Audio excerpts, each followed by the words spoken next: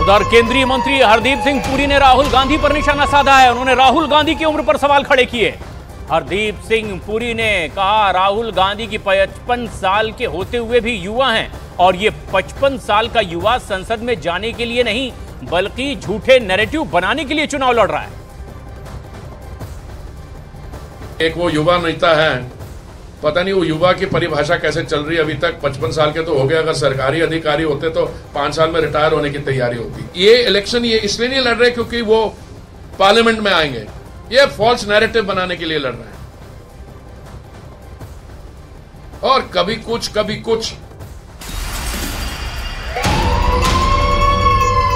केंद्रीय मंत्री गिरिराज सिंह ने पूर्व पीएम मनमोहन सिंह पर निशाना साधा है। गिरिराज सिंह ने कहा कि मुसलमानों को धर्म के आधार पर आरक्षण की जरूरत नहीं है और अल्पसंख्यक नहीं माना जाना चाहिए उन्हें।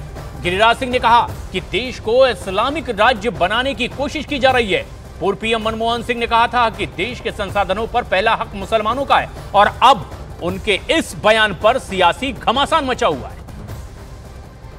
हाँ, इलाज तो कराना चाहिए। इलाज मनमोहन सिंह से शुरू हो, जिन्होंने कहा था कि भारत के धन पे जो भारत का संसाधन है, भारत के संसाधन पर पहला अधिकार मुसलमानों का है। उनके अंदर देश नाम की कोई चीज नहीं है।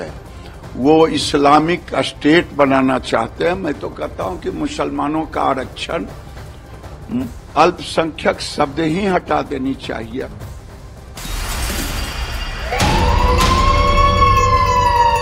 प्रधानमंत्री नरेंद्र मोदी ने आरजेडी और कांग्रेस पर तीखा हमला बोला है। उन्होंने कहा कि इंडी गठबंधन वाले बिहार और बिहारियों के अपमान के खिलाफ आवाज तक नहीं उठाते। उन्होंने कहा कि आरजेडी लालटेन लेकर जो मुजरा करने वाली जमात है, ये बिहारियों के अपमान के बाद भी कांग्रेस के चरण चूम रही है।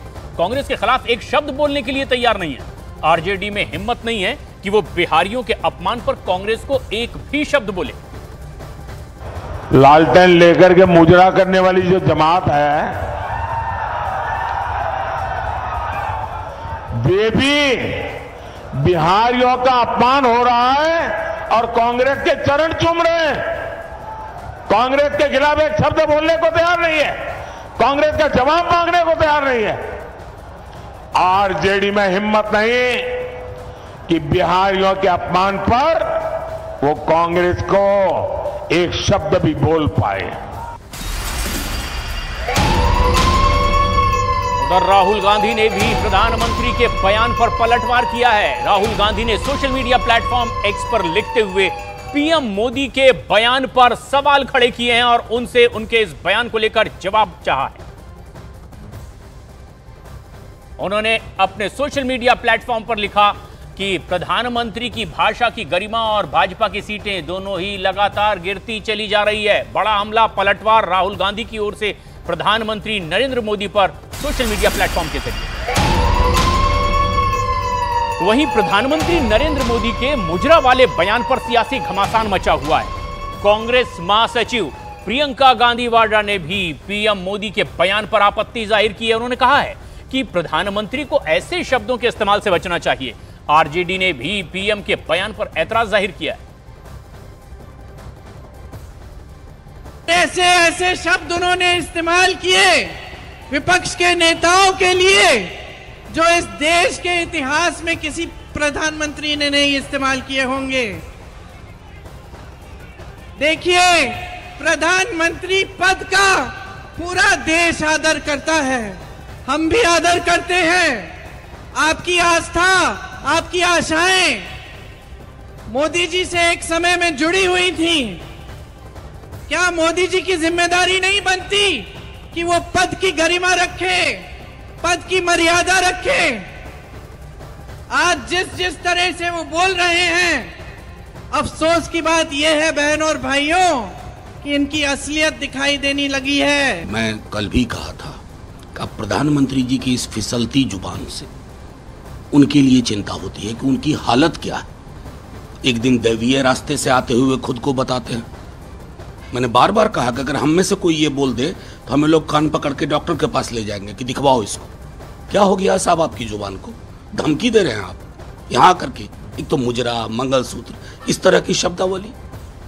दुनिया में कोई प्राइम मिनिस्टर इतनी निम्न स्तर की भाषा का इस्तेमाल नहीं करता।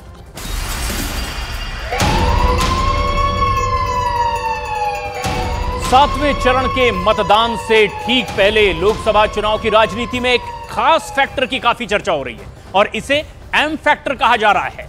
तो देखिए कि आखिर कैसे एम फैक्टर पर चर्चा हो रही है, जिसे सत्ता पक्ष से लेकर विपक्ष तक के नेताओं की रणनीति में अब इस फैक्टर ने खास जगह बना ली है।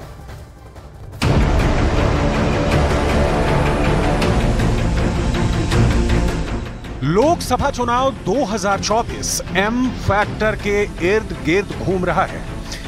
एम बोले तो मंदिर, मुसलमान, मंगलसूत्र और मुगल। सातवें और आखिरी चरण से पहले एक और शब्द ट्रेंड कर रहा है। यह शब्द भी एम से आता है, मुझे। 2024 के लोकसभा चुनाव के 6 चरणों के चुनाव प्रचार और मतदान में अलग अलग समय में अलग अलग तरीकों से प्रधानमंत्री मोदी और उनके विरोधियों के भाषणों में यही एम फैक्टर केंद्र में बना रहा। लोकसभा चुनाव की शुरुआत से ही एम फैक्टर हावी हो गया। अब 22 जनवरी 2024 को अयोध्या में श्री राम जन्मभूमि पर बने मंदिर की प्राण प्रतिष्ठा कार्यक्रम में प्रधानमंत्री मोदी शामिल हुए और विपक्ष के नेताओं के निमंत्रण को स्वीकार नहीं किया। तब से ही मंदिर फैक्टर यानी एम फैक्टर पूरे चुनाव का एक अहम मुद्दा बना हुआ है। कांग्रेस ने प्रभु राम के अस्तित्व पर सवाल उठाए हैं, लेकिन राम मंदिर बनाने वालों ने कांग्रेस के सारे गुनाह माफ करके उनके घर जाकर के उनको निमंत्रण दिया। लेकिन इनका दिमाग कैसा है पता नहीं। घर जाकर के निमंत्रण दिया गया था, प्रभु राम के प्राण प्रतिष्ठा का अवसर था, उन्होंने उसका भी बहिष्कार कर दिया। इसके बाद प्रधानमंत्री ने एम फैक्टर के दूसरे मुद्दे को दूसरे चरण के अंदर प्रमुखता से उठाया। ये एम फैक्टर था एम यानी मुस्लिम। बीजेपी के नेताओं ने कांग्रेस पार्टी और उनके गठबंधन पर आरोप लगाया कि ओबीसी, एससी और एसटी का आरक्षण छीनकर मुसलमानों को दे दिया जाएगा। शाहजादा खुद बोल रहे हैं कि वो मुसलमानों को आरक्षण देंगे। यानी इन लोगों में 3 बुराइयां साफ है। पूरी तरह 100% ये कम्युनल है। दूसरा, ये घोर जातिवादी है। और तीसरा, ये घोर परिवारवादी है। ये तीनों बुराइयों से भरे हुए हैं। वोटिंग का तीसरा चरण आते आते प्रधानमंत्री मोदी ने राहुल गांधी के एक बयान को मुद्दा बना लिया और तब से एम फैक्टर का तीसरा शब्द यानी मंगलसूत्र राजनीति में ट्रेंड करने लगा। प्रधानमंत्री मोदी ने कहा कि कांग्रेस पार्टी के गठबंधन की सरकार आई तो महिलाओं के मंगलसूत्र को भी छीन लिया जाएगा। कांग्रेस के शाहजादे का कहना है कि ये देश के हर घर, हर अलमारी, हर परिवार की संपत्ति का एक्सरे करेंगे। हमारी बहनें मंगलसूत्र पहनती हैं। कांग्रेस ये सब आपसे छीनकर वो कहते हैं हम इक्वली डिस्ट्रीब्यूट कर देंगे। बीजेपी की तरफ से इस पर बाकायदा एक प्रचार विज्ञापन भी जारी किया गया जिसमें यह दावा किया गया कि लोगों की संपत्ति का सर्वे करके आधी संपत्ति छीन ली जाएगी।